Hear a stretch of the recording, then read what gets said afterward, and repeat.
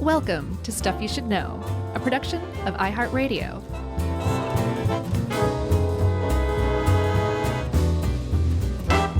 Hey, and welcome to the podcast. I'm Josh, and there's Chuck, and Jerry's here too, and this is a good old-fashioned rootin' tootin' down-home episode of Stuff You Should Know. Technical difficulties, please stand by.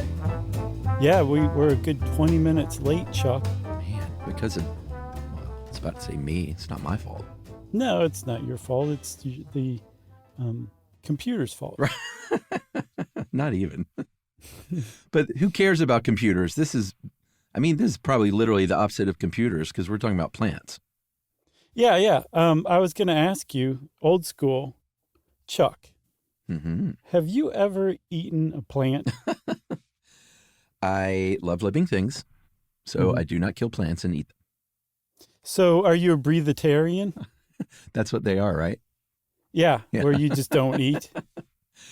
No, of course I eat plants. Emily, I would argue, has a plant-based diet. Now that I know that a plant-based diet doesn't mean that you're vegan or vegetarian, it just, and as you'll see, depending on the percentage of the website you look at, a lot of people say, it really depends on how much you eat, and a certain percentage, like maybe 80% of your diet is plant-based.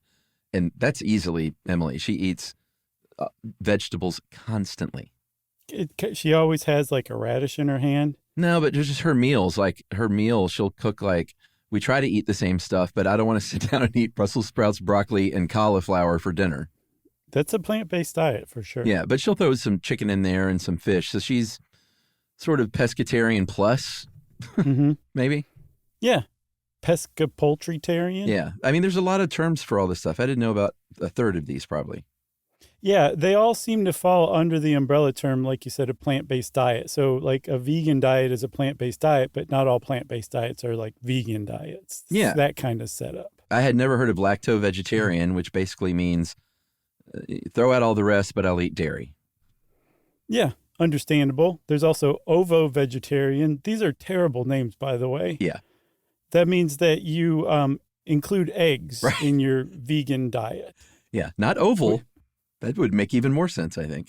No, it means that you include ovum in your diet. Yeah. But I should say it's not a vegan diet at all. Like you can't have any kind of animal products. Nope.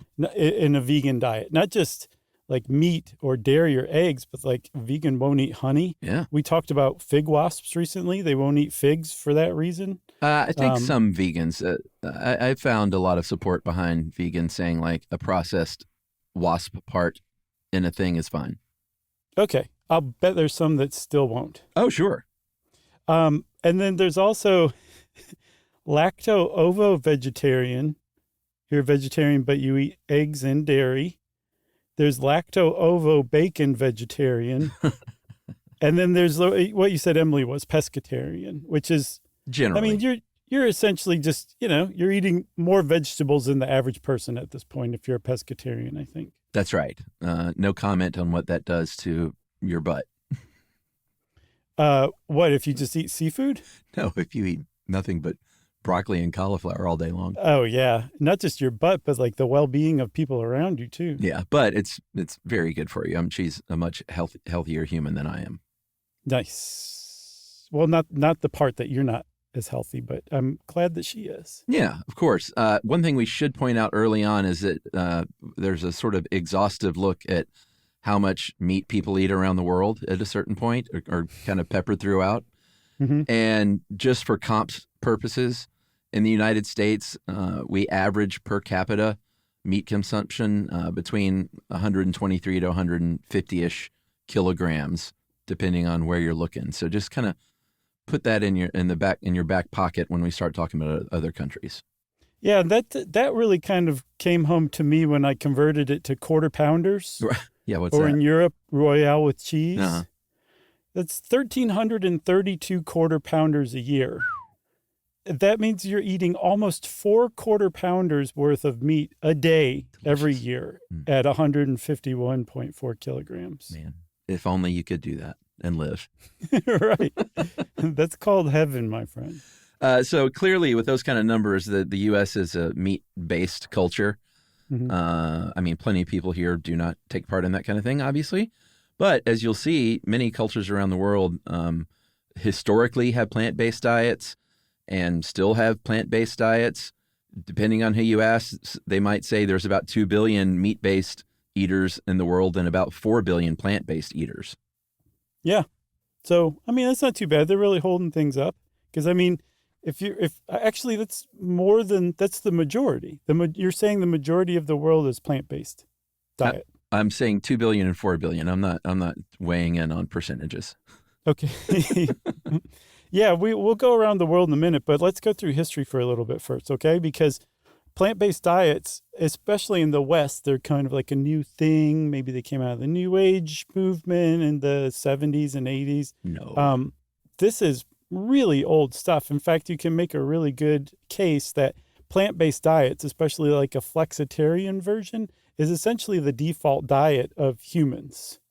Yeah. I mean, it's in some cases, or actually in a lot of cases, especially historically speaking, and still in some places today, it's sort of the de facto diet because that's what you have. And you may not have the kind of money to like go get really good meat or something like that. So if you look back through time and you go back to say like Ireland in the 19th century, before the potato famine, they were eating tons of potatoes. There were a lot of poor people in Ireland that were like, hey, we can grow potatoes. They have some vitamins and minerals. Maybe we can milk a cow and eat a little pickled herring. But other than that, we're eating lots and lots of potatoes. Yeah, for sure.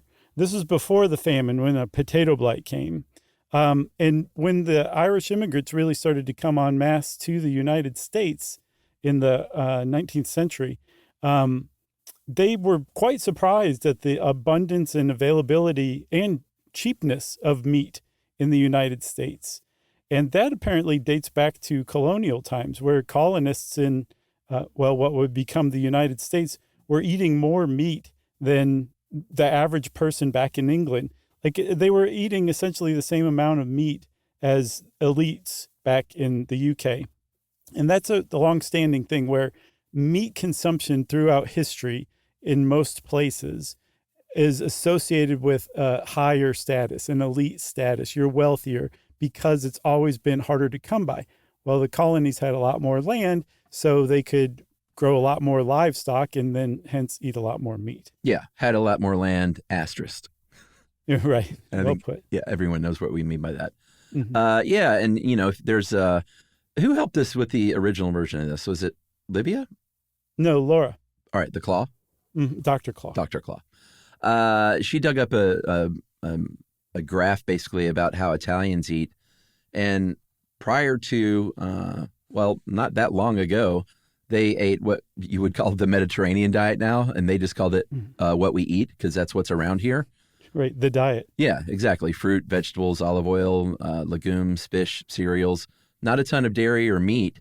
But they, I believe after World War II, they started eating a lot more meat.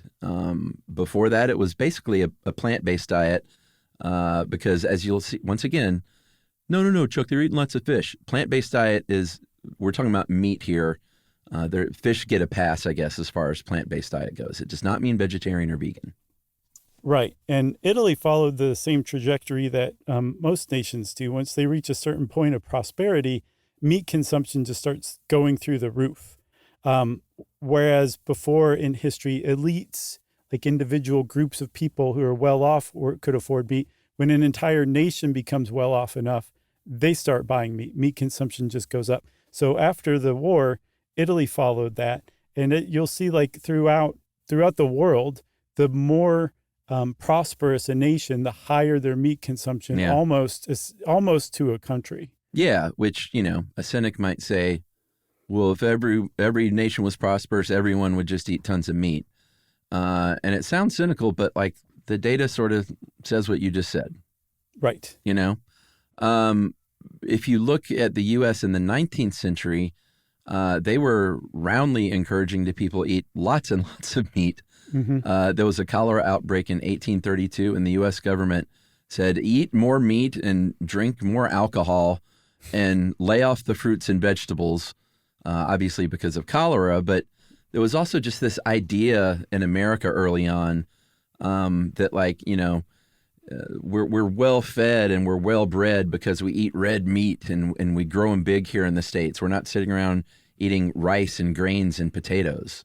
Yeah, and that diet has just spread throughout the world. But again, it doesn't necessarily seem to mean because people are emulating the United States. It just seems like the United States was following a trajectory that other countries are now, right? Yeah. And okay. Hey, what a great time to set up where countries are now. Because remember those numbers I told you about the United States. We're going to walk you around the world, everybody. Mm-hmm. Not in the Wayback Machine. What do we call this? When we're just currently... The Go Far Machine. Yeah, the Go Far and Wide Machine. Mm-hmm. It still has that new imaginary machine smell in it. Nice.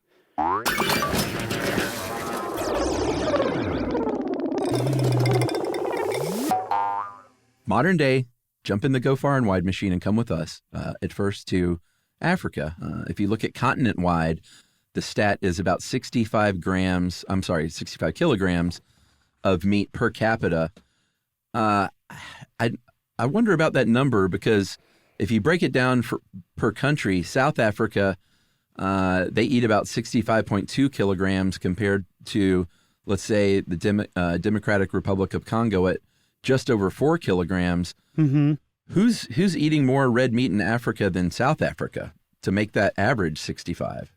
I don't know. One thing that I recognized from researching this is that there are so many stats that are so different and estimates that are just so different, and don't understand why it's so hard to track something like meat consumption. Like, we've got that so commoditized that, I mean, I don't understand how we can't track it. Even for the United States, you rattled off three different estimates for how much meat the United States eats. So who knows, Chuck? Who really knows whether any of these numbers are correct or not? Well, no one's ever asked me how much meat I eat. I could skew that. Oh, really? Have you? Oh, I get that all the time.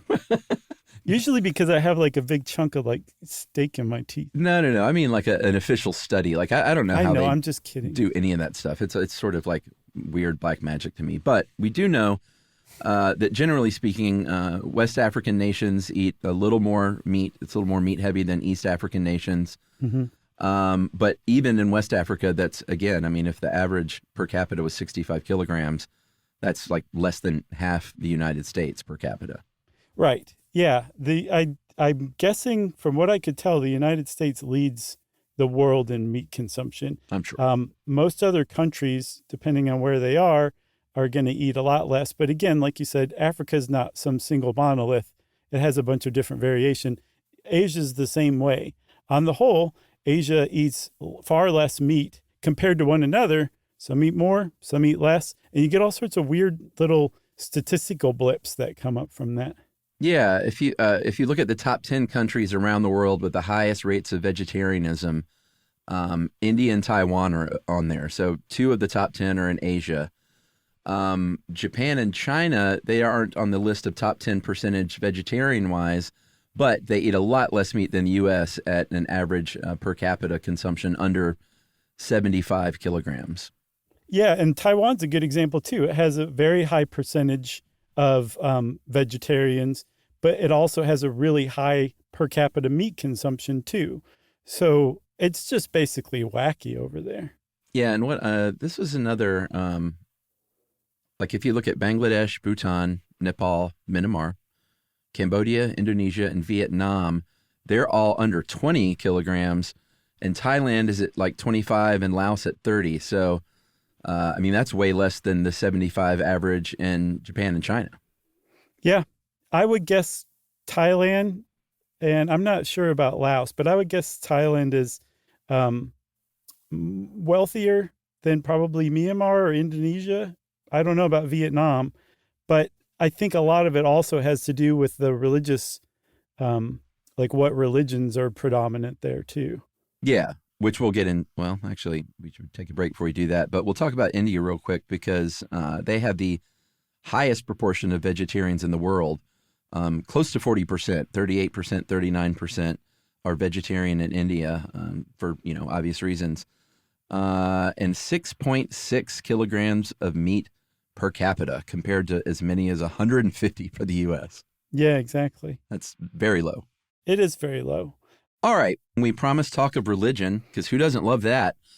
But this is religion as it relates to diet, because depending on your religion, there may be a lot of, rules and restrictions on what they say you should eat because of a bunch of reasons. It can, sometimes it shows like purity. Sometimes it's like, no, it shows how dedicated and faithful you are.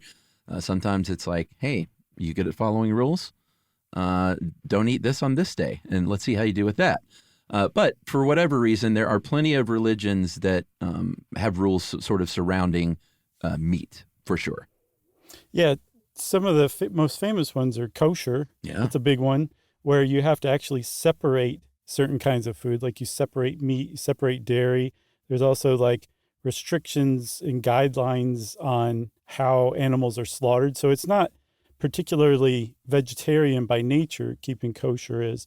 But it makes you so much more mindful that a lot of people just eventually end up being vegetarian just by following a kosher diet. There's also halal is very similar. It has all sorts of permissions and bans and stuff like that on what animals can be eaten, but it's different in that like there's no shellfish allowed or birds of prey, but you can eat rabbits. But they're both similar-ish in that you really have to pay attention to what you're eating if you're a genuine adherent of this religious diet that's being prescribed to you. Yeah, and if you're wondering, like, well, how does that affect the rate of vegetarianism in Israel? They are second behind India. That's not the only factor, of course, but I think the highest percentage of veganism is in Israel too, which is, I don't know why that surprised me, but it did. Okay, good. Noted. I think, so this is another thing too, like a lot of people just end up being default vegetarians because of their religious diet.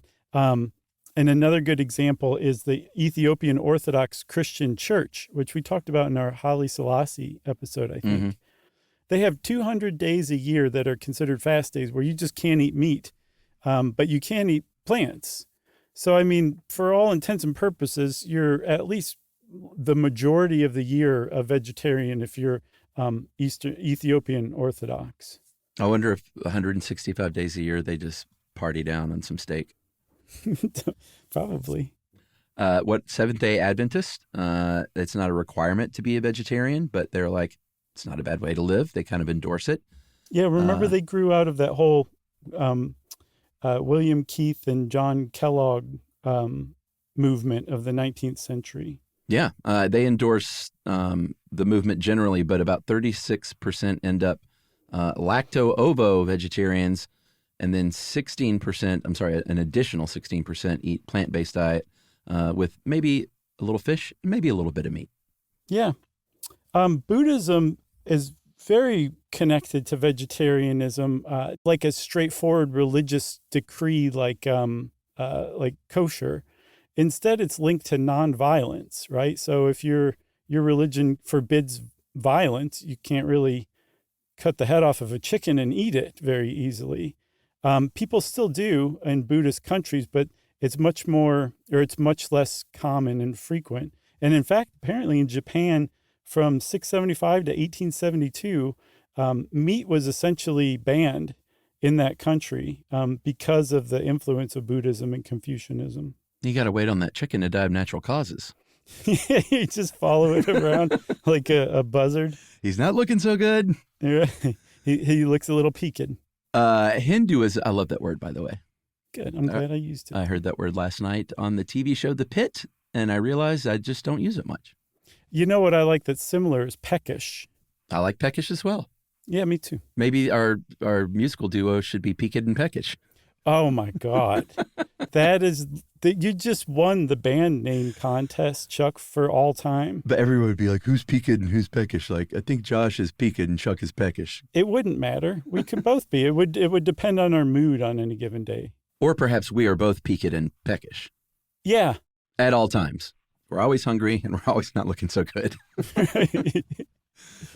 Hinduism at almost 80% eats a plant-based diet, but it's not required. It's just like, hey, why don't you do this? That kind of thing. Heavily suggested, maybe.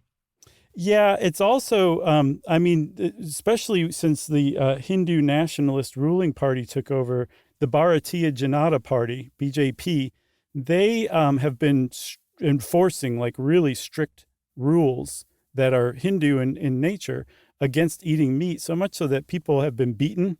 I think one person at least has been lynched for eating meat or being associated with the meat trade. Specifically beef, because cows are considered sacred in Hinduism. And also similarly, in India, vegetarianism is linked to social status. Yeah.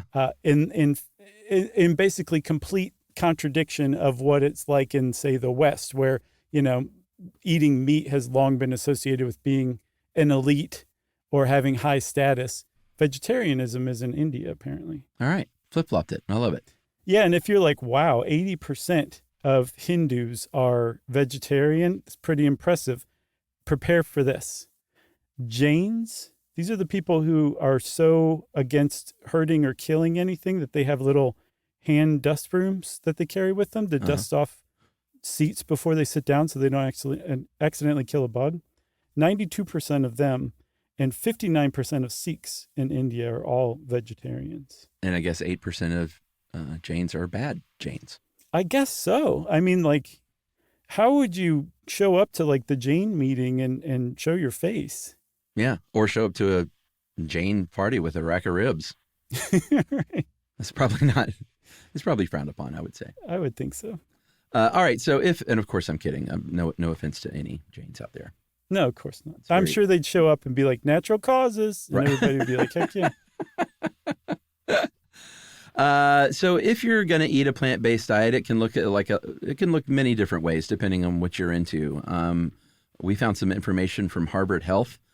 And obviously one thing that you're going to do is eat lots of veggies like Emily does. They say like, hey, fill half your plate up with veggies and vary the color. Don't eat just like a bunch of green veggies. Like, eat veggies of all stripes and colors. Get you some anthocyanins, why don't you? Yeah. Also, so these are like, if you want to start to get into vegetarianism, these are some easy ways to kind of slide into it. Another one is changing the way that you think about meat. Yeah. Rather than it being the center or the star of the meal, just kind of put it to the side. Like, it doesn't necessarily have to be, a thumb-size piece of steak. But I mean, if it more, kind of evenly resembled the grain or the greens on your plate, that would make a lot more sense. Yeah. I'll have the cream spinach, a side of broccoli, and a thumb of steak. Right. It's funny. So I used thumb. So have you ever heard that thing about a portion of meat being no bigger than the palm of your hand? For, like, that's the healthy way to eat meat? Yes. I don't think I've heard that, but okay. I could see that. So not just that, if you cup your hands, that's your serving of fruit and vegetables, and then your thumb is your measure of fats, like a nut butter or something like that. Okay. There's a name for all this. It's called the Zimbabwe hand jive. I've done that dance, but I did not know that was a eating scale. Well, so this guy in 1993, Dr. Kazim Mauji, came up with this way of doing it, and it's been widely adopted, but I had no idea that's what it was called. It's a great name. What I do, we host a lot of, especially in the spring and summertime, of people when we go to the lake and just at our house here. We throw dinner parties. We just do a lot of that kind of stuff. Mm-hmm. And aside from being exhausting, one thing, I'm just kidding. It's actually a lot of fun. But one thing I do, and this goes along with like how you think about meat and how much meat you have, is I don't cook up like, 20 chicken breasts if there's 20 people there.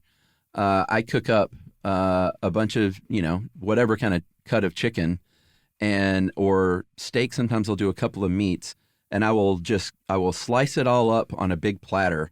Mm-hmm. And then you can just get a portion of something rather than saying like, here's a gigantic chicken breast on your plate that you now feel responsible for.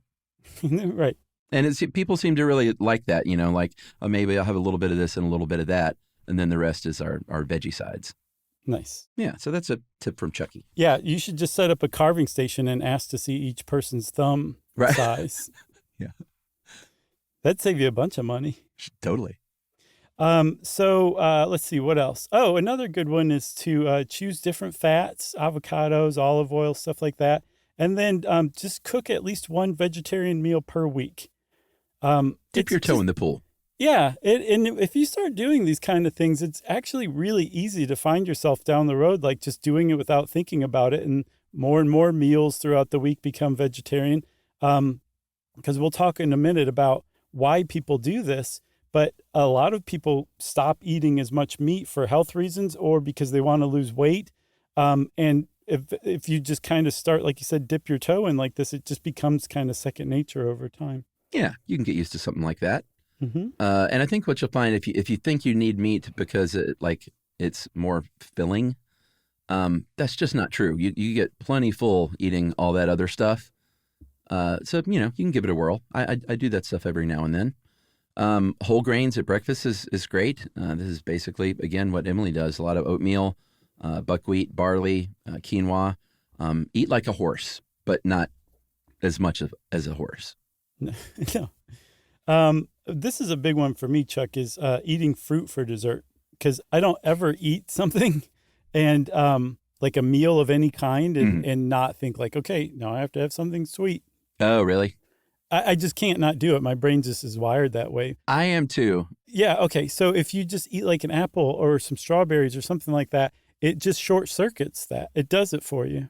Yeah. I have just retrained my brain to where I don't seek that. And it's not like I was eating dessert every night. Like the only time I literally have dessert, like a dessert, is kind of either if a bunch of people are out to eat and it's an occasion or maybe on vacation or something like that. Mm-hmm. But it's not like even eating out in a restaurant. We never eat dessert like that. But I have found just one square of dark chocolate scratches that itch in a nice way. That always feels like a punishment to me. Why? Because it's just one? Just one, and it's dark chocolate. Oh, you don't like dark chocolate? It's fine, but it's not going to short circuit that dessert. You know what? I used to not be into dark chocolate, but I love it now. Yeah, good. I'm glad. I'm glad to hear that. I'm going to cut the legs out from under you in a little while then. But I don't do that every night, but I'll still, when I want that, when I find myself like, God, I got to have the sweet thing tonight, I'll do one square, sprinkle a couple of little dabs of sea salt on top, and that does it for me. My God. Why don't you live in Brooklyn? I know. Because I don't have a mayonnaise store. Greens too, obviously, like leafy vegetables, salads, just eat as much stuff. Like I love a salad. Emily she grows that stuff and prepares fresh salads, makes her own salad dressing. She's gotten more into cooking. She never used to do stuff like that at all, but she's I found myself eating a lot more salad these days. Right. And then the last one is after you do all these things, eat more vegetables, eat a vegetarian meal once a week, eat a salad for dinner. This is actually the key to the whole thing. Go to bed really early so that your normal breakfast will come much more quickly. I don't eat breakfast, but yeah. That was a joke, by the way. No, I get it. But okay. Well, thanks for the laugh support. You want to take a break and then come back and talk about why people become vegetarian or vegan? Sure. Okay. Well, we'll be right back again.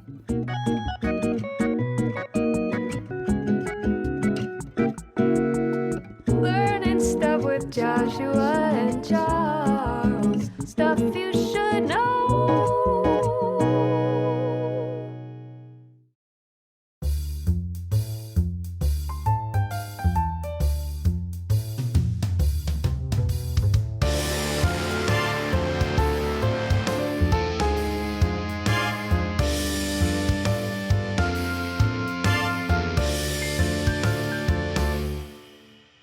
Okay, Chuck, I think I promised before we left that we'd talk about why people become vegetarian. I already said health reasons, which we'll get into more in a little while. But a lot of people just do it because it's just healthier. Like if you want to eat healthier, most people don't like double or triple down on fried chicken. Like you instead start turning to plants, like people just start eating more plants and it's almost intuitive. I don't think it even has anything to do with the nutritionist set in the United States convincing people like plants are healthy. I just feel like we just intuitively know that is healthier than eating like a steak or, again, fried chicken. Which I feel like there's a place for fried chicken. I'm not knocking that. No, I mean, as you know, it's my favorite food. And I just, I heard you. I got to pick and choose with that stuff, but it's not removed from my life, thank goodness. That's good. But you're going to get lots of vitamins and minerals and fiber and antioxidants in your veggies. If you eat legumes, if you're a vegetarian, you probably eat lots of legumes and chickpeas and lima beans and stuff like that. Soy. You're going to get lots of protein, amino acids, lots of fiber and antioxidants there, and also no cholesterol, which is, I have cholesterol problems genetically speaking. So, and a lot of people do. So that's a good way to get your cholesterol down. Yeah, and there's a lot of variety in just legumes alone. Like rather than do you want the chicken or the fish, there's something like 20,000 species of legumes. And I didn't know this. I ran across this, Chuck. There's a category of food called neglected and underutilized legumes. The saddest legume. They even have an acronym for it, NULs, right? And there's apparently a ton of legumes that are found around the world that are known to like local cuisine that are just waiting to be adopted to kind of make the plant-based diet even more varied. Yeah. I mean, there's 20,000. I probably have had 5. Yeah. Actually, maybe more, but I don't know. I know what you mean. Yeah. I just had so one of the ones I found was the Bambara groundnut. You would make $1 trillion if instead of a mayonnaise operation, you opened a Bambara groundnut operation in Brooklyn. Yeah, for sure. I mean, you would make so much cash, dude, overnight. People just like saying groundnut. Yeah, but that Bambara really sells the groundnut, if you ask me. Yeah, for sure. Obviously, we've mentioned the concerns with red meat, but with beef and pork, people have been, calling for years for less of that in your diet, and health practitioners and doctors, because obviously, heart attack, stroke, cancer, all the things that can lead you in that direction once you eat too much red meat. Yeah, and the medical consensus is and remains so that eating red meat, too much red meat, is bad for you. Like it just leads to all sorts of negative health outcomes like stroke and heart attack, heart disease, things like that. The problem is, despite that consensus, studies still come out fairly regularly that question that idea, that say, no, it's not necessarily true. And they usually get shouted down. But it's enough that it makes you, like, some people question that. I feel like because the medical consensus is that for now, it's probably okay to kind of follow that philosophy that less meat is healthier than more meat. Yeah, for sure. Another big reason is animal welfare and just maybe your moral values as a human. That is a lot of people switch over to vegetarianism or veganism because the modern factory farming system in the United States is a horror show, and everybody knows this. Some people do it anyway, but it's a big reason. Like vegans are like, no, all animals have a right to life and a right to freedom, and we're not doing it right here in the United States, so I'm not going to take part in it. Yeah, that's a whole subcategory of veganism called ethical vegans, and I think that they could shoulder their own episode because the whole philosophy behind it and like the way that they live their lives, it's really interesting. And something I ran across that they counter is the idea of carnism, eating meat, not being normal, and we just take it for normal. And they question that. They're like, who said that eating meat is normal? And that's like why people like me can feel bad when I pass like a truck full of cows on their way to the slaughter on the highway and then still go eat like a cheeseburger that same day. That we just kind of have this idea that carnism is normal, and vegans are like, no, that's not true. So I found that fascinating. I kind of wanted to get into it a little more. Yeah, for sure. I'm not going to tell that story. Mindful eating is another one, which is, it's exactly what it sounds like. Just instead of like falling into a pattern and I'll just eat that because that's what I've always eaten, or grab that thing that's quick and brainless to put in my mouth. Grab it by the horns. Yeah, to really just have a heightened awareness of what you're eating, what's going in your body, and every impact from your health to what it means to the world and to that animal. Just being more mindful is another reason that people will go to a plant-based diet. Yeah, I think that's how people get to that from like religious mandated diets. Yeah, and we'll put environmentalism in its own category because there's a whole section on that. But that's another reason. Okay, let's pick up health outcomes. Let's dive into that a little more. So one of the things that people figure out pretty quickly when they become vegans in particular is that you can get really unhealthy really quick just eating food that qualifies as vegan food. There's a ton of processed vegan food out there. A lot of times, a lot of sweetener, including just sugar, is added.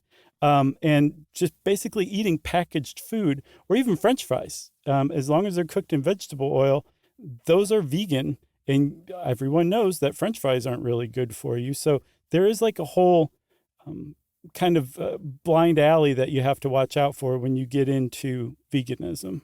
Yeah. I'm not a vegan, but I can still say, word of caution if you go that route that you have to be more active in meal planning, and because what you really want to do is eat whole foods and eat real foods. So if you're like, I'm going to go vegan and just sort of buy the ultra processed stuff that is technically vegan, you're not doing yourself any health favors. I mean, you're still doing, as far as your moral values are concerned, you're doing right by that. But you want good outcomes all the way around. So just lean toward whole foods and the Mediterranean diet, which again, people around the Mediterranean just call it eating. That has roundly been shown over the years to be kind of one of the ideal diets that you can lean toward. I would say the ideal diet. I mean, as far as health outcomes go, like I can't imagine how much this diet has been studied. And result after result shows that like some kinds of cancers, diabetes, cognitive decline, cardiovascular disease, like these things are all lower in people who eat like a Mediterranean diet. Like that's just what they eat, than people who don't, especially regular meat eaters. Yeah, for sure. As far as the individual, we'll kind of go through a little bit about like who's deficient in what, depending on what you eat. If you're looking at protein and saturated fat, you're going to have, obviously, if you're a meat eater, you're going to have the highest intake among anyone, and the lowest is going to be among vegans. That just makes a lot of sense. If you're a vegetarian or a fish eater, you're going to be somewhere in the middle. And vegetarians are more likely than meat or fish eaters to have, as a result, inadequate protein intake. Mm-hmm. And vegans even more likely to have inadequate protein intake, I think, more than vegetarians. Yeah, that's a long-standing chestnut in like the, I guess, I don't want to say bodybuilding community, just people who work out like hardcore, mm-hmm. that you can't possibly be ripped as a vegan. And our Stuff You Should Know listener, Doyle Wolfgang von Frankenstein, the guitarist for the Misfits, he is just vegan to the core. And he is totally ripped. And in fact, he has his own protein powder called Vegan Monster Protein, where you can get ripped yourself if you want to and still be a vegan. I think Ripped Vegan that's got to already be a band name. Oh, yeah, maybe that's his side band, his folk side band. Yeah, Ripped Vegan. Yeah. You might have a vitamin B12 deficiency if you are a vegan, because plants don't have B12. I think 52% of vegans are B12 deficient, mm-hmm. 7% of vegetarians, and if you're a meat eater, you have a less than 1% chance of being B12 deficient. And that's a big deal, too. I mean, like that is a well-known problem for vegans and vegetarians because B12 is used for red blood cell production, cell wall production, nerve function, DNA production, and it's just not in plants. It's in meat, it's in fish, it's in dairy. So you really have to pay attention to that and basically take B12 supplements all the time to make sure you don't become deficient because it's not good. Yeah, for sure. Here's one thing, though, and this is something that was controlled for BMI even. If you're a vegetarian or vegan, you have a kind of a remarkable statistical risk, or higher risk, I guess, of getting bone fracture than meat eater. And especially when it comes to your hips, the risk of hip fracture with vegetarians, you have a 25% higher risk of fracturing your hip as a vegetarian, controlling for BMI again, and vegans, 131% higher chance of hip fracture. Yeah, so part of it is that B12 deficiency, because B12 helps produce bone, and so bone density. But I also wondered if vegans typically get less protein and therefore have less muscle mass on average. Obviously, you can get ripped as a vegan, but not everyone does. If you're more susceptible to falling, like you can lose your balance more easily because you have slightly less muscle mass than a meat eater. And then with less bone density, if you do fall, you're more likely to break a bone. Just I wonder. Yeah. I did mention cancer. I think we often talk about like heart attack and stroke and stuff like that by eating too much red meat. But cancer is another factor that I sort of briefly mentioned. But if you're a vegetarian or a vegan, you have a 10 to 18% lower risk of cancer than meat eaters. Although all-cause mortality. That's another good band name. Man, that's 3 band names. All-cause mortality. The best is Peckish and Peaked. All-cause. See, I that can't be our band name because I can't even say it at the end of the show. All-cause mortality was not different, which is surprising between vegetarians and meat eaters and vegans. Yeah, another thing that surprised me is that vegetarians have a 20% higher risk of having a hemorrhagic stroke.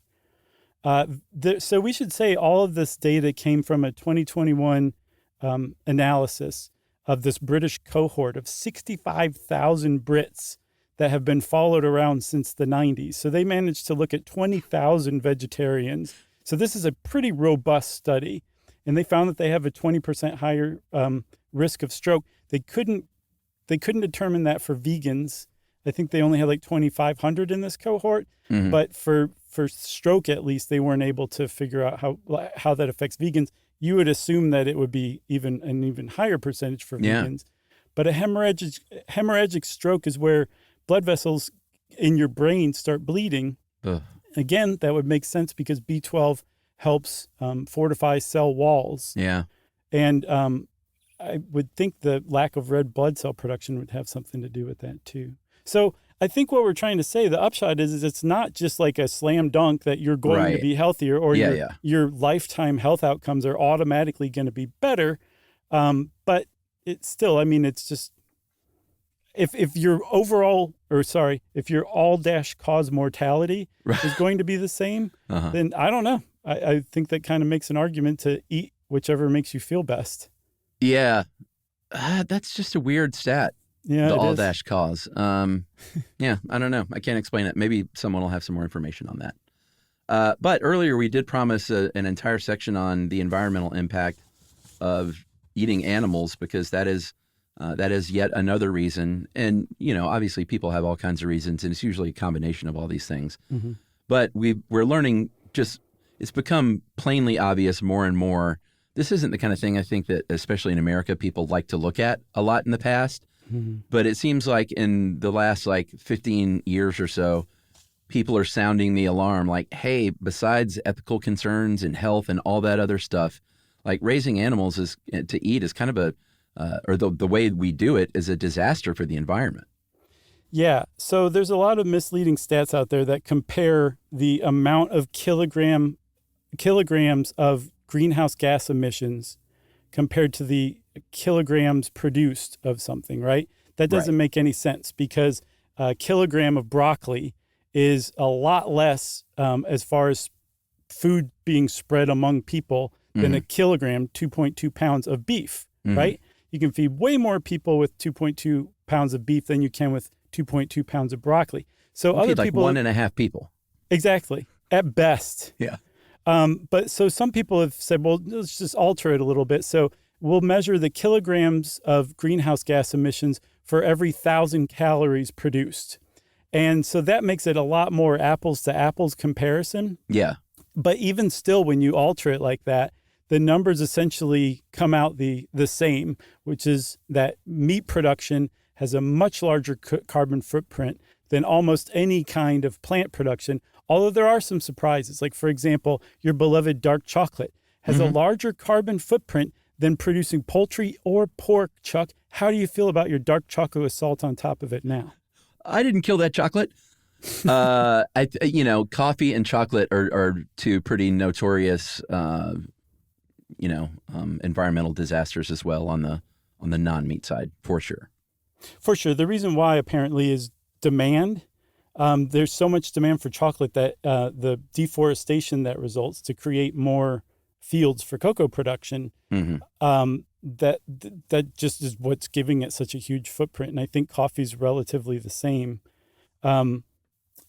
Overall, though, I found a 2019 study from Sustainability, the journal, and they basically said vegetarians have 33% lower greenhouse gas emissions based on their diet than a vegan, or than meat, and a vegan diet has 53% lower greenhouse gas emissions. That's just how it goes.